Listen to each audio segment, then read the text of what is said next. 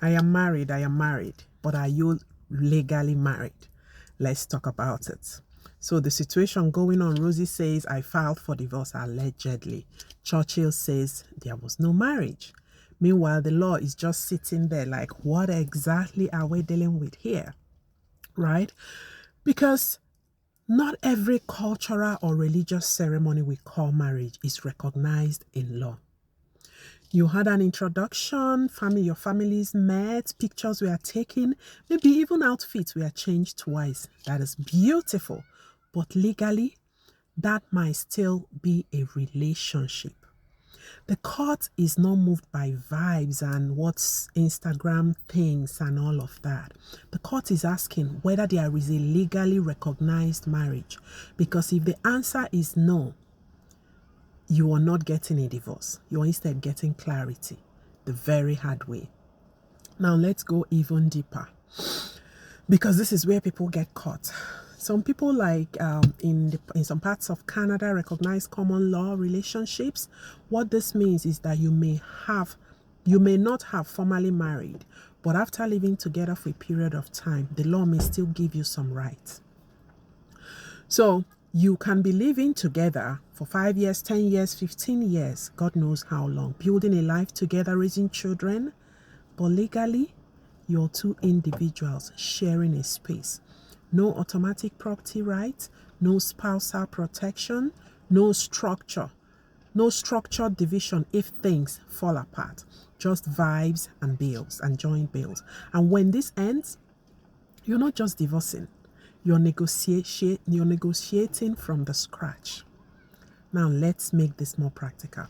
So you move in with someone, it's beautiful, you help this person build a home, you contribute financially, you support the business, you have children. In your mind, you're a wife. To us too, you're probably a wife. But in the law's mind, it's like, can you show me the marriage? Because if you cannot, that house is not automatically yours. That support, it's not guaranteed. The protection, it's not assumed. And that is not cruelty. That is structure. Now add children into that mix. So marriage can affect parental rights, presumptions, financial obligations, even immigration consequences, especially in cross-border situations. Without legal clarity, you're even fighting to prove your place instead of standing in your place.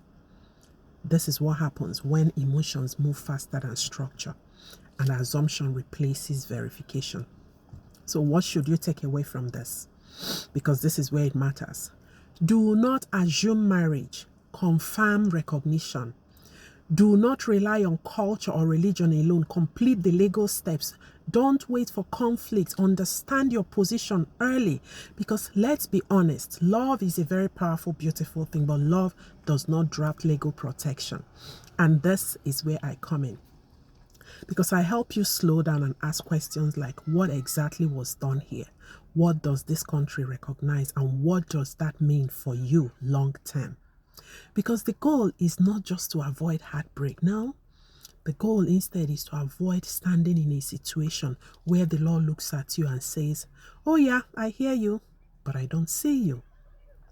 So before you go about saying I'm married or parading yourself as someone's wife, or saying I'm leaving this marriage, please pause first and ask the better question, which is, what does the law actually say about us? Now let me ask you, do you know how many relationships that look like marriage but legally are not marriage? So now you know. Please feel it, but do not react. Strategize instead.